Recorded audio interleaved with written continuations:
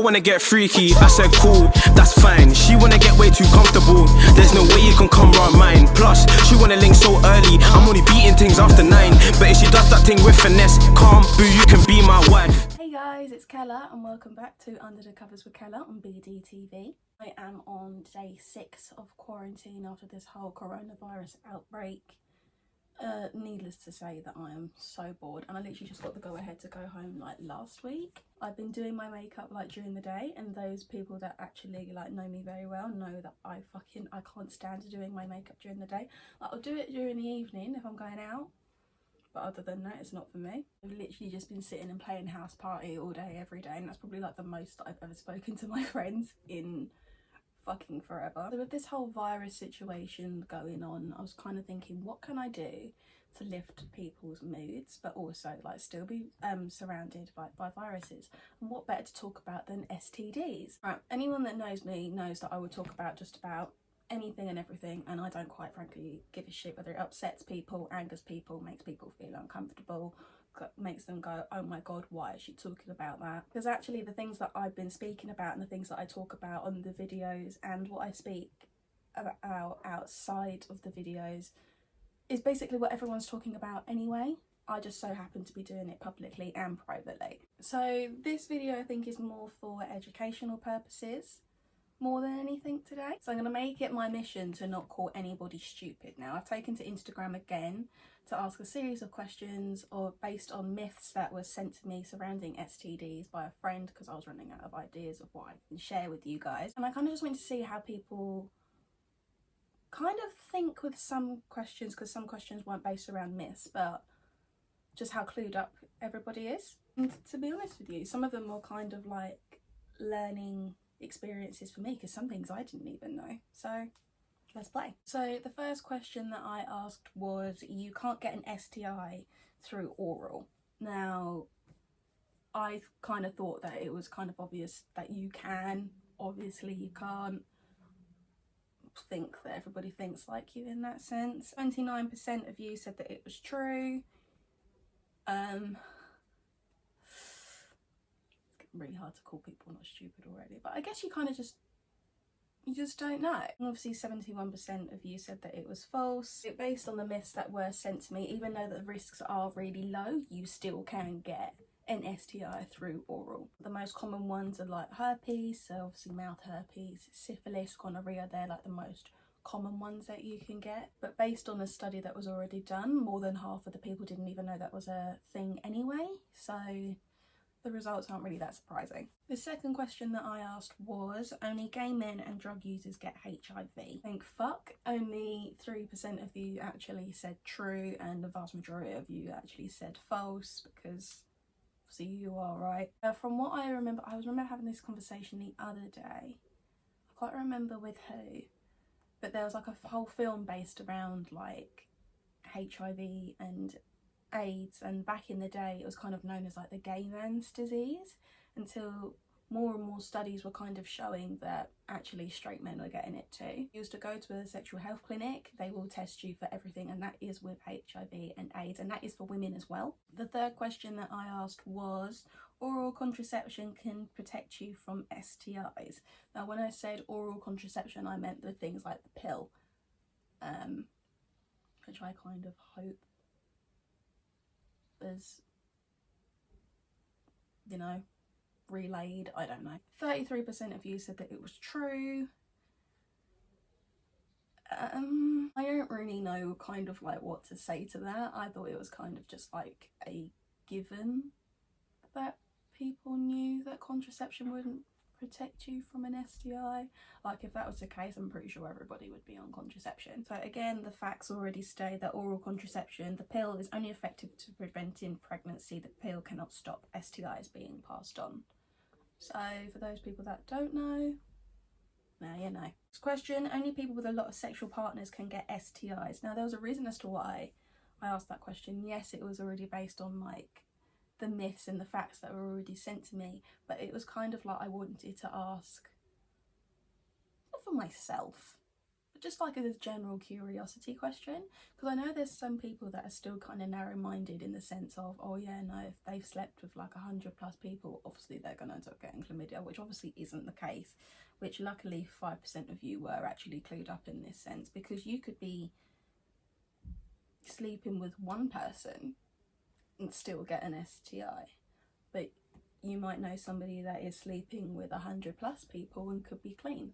You know, it all kind of just depends on who you're with and how you kind of protect yourself. Obviously, if you're safe while sleeping with 100 plus people, then you're less likely to get them. But then anyone, like, they don't really discriminate. It's like this fucking coronavirus, it's not discriminating against anyone, is it? So again, the facts already state 1 in 10 people in our survey thought it was true that people who get STIs have the most sexual partners. Truth is, STIs don't care about your sexual history, which is what I've just said. They can be passed on through unprotected without a condom, vaginal, anal or oral sex. So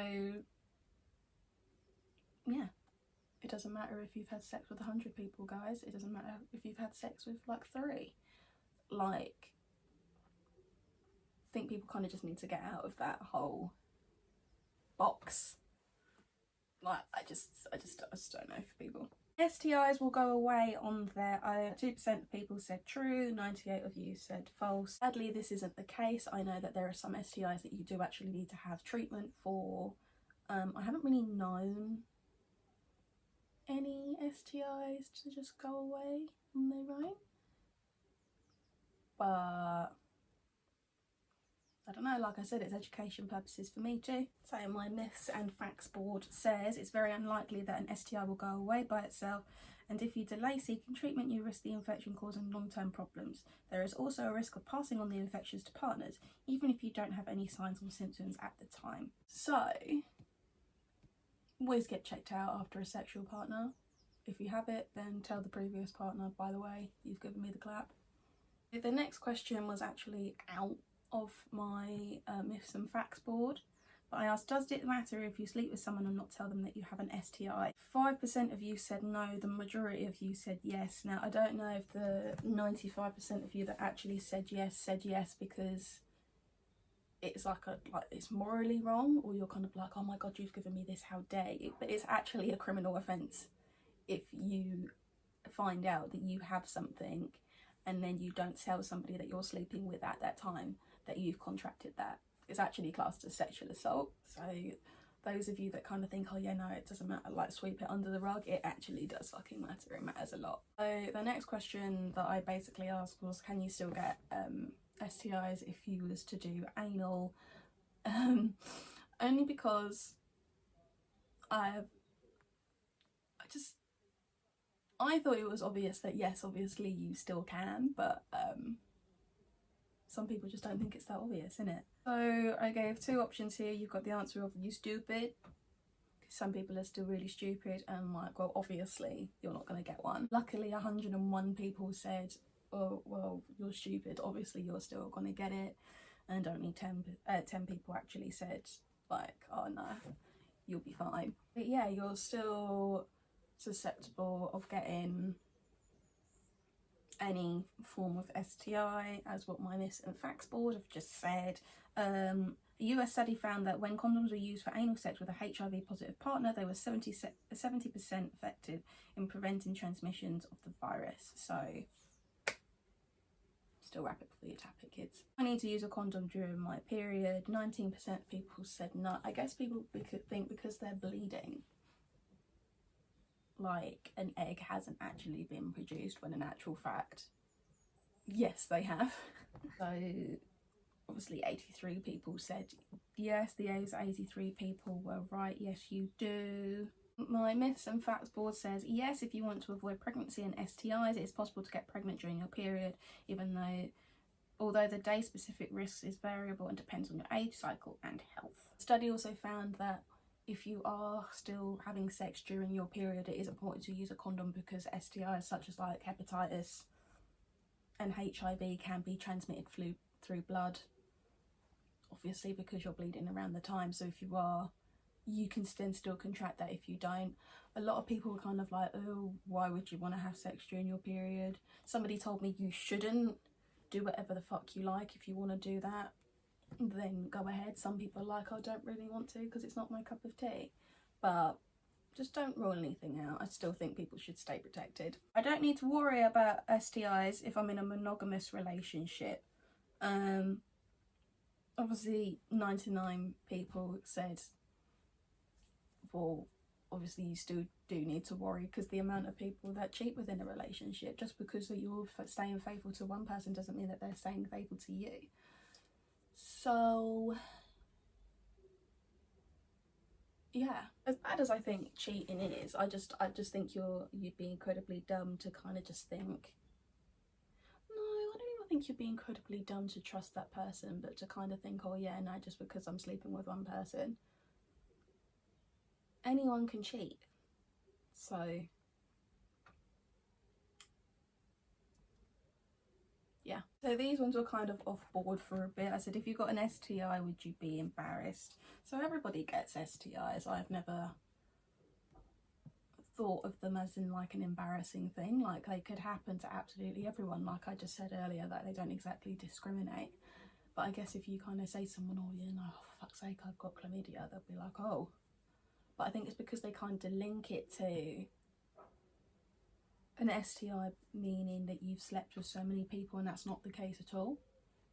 It's just something that happens. Like, it happens to anyone.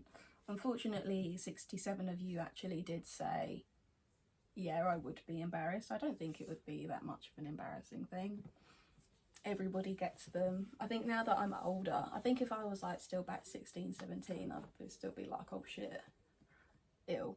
But now it's kind of just like, happens to the best of us. Symptoms of an STD are always visible. 95% of you were right in saying that it was false. 5% of you said that it's true.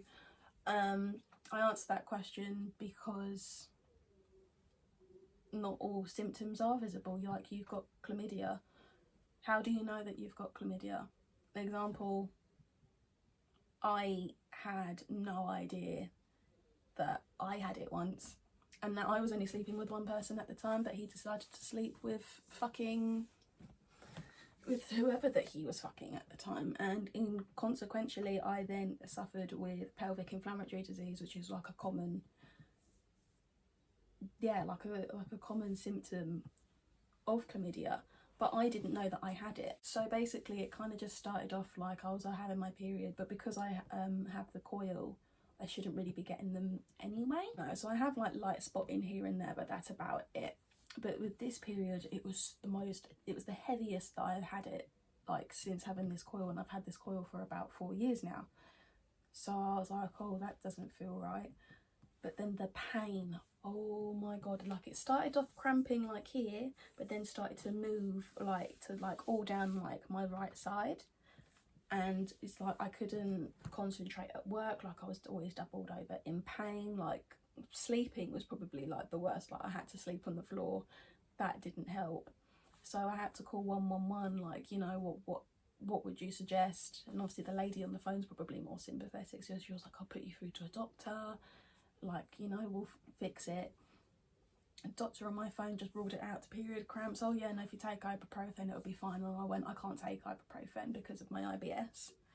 So then he suggested painkillers, which I also can't take because I kind of have to be careful of what I put like in my liver, because like, I was in and out of hospital last year anyway, but my liver and my kidney count like went up, like skyrocketed, and they kind of just didn't recommend that anymore. So I kind of just said to him, I was like, no, you need to put me in to see a doctor.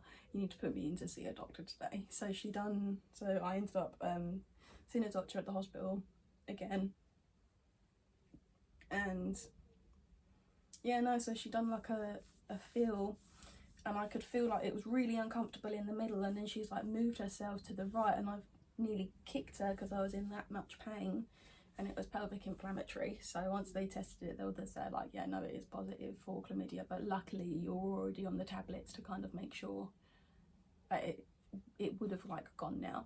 And the second that I started taking these antibiotics, I felt so much better. So obviously I didn't know that I had it, but because this person decided, you know what, I'm gonna fuck everything that moves and not tell Kella. Honestly, it could have left me infertile, and I think that's what people need to start understanding. Get tested as regularly as you can. Even if you kind of think, oh, I'm only seeing one person, that person could be seeing like 3. It's just better to be safe than sorry. And I would have been really, really sorry if I didn't get that checked out, or even if the doctor didn't listen to me. That could have been really, really bad. If you have had a specific STD once, you won't get it again. 94% of you said no, 94% of you are right, because again, it doesn't discriminate. It's like the flu, it's like tonsillitis. This time last year I had tonsillitis like 3 times. It doesn't mean that you're not going to get it again.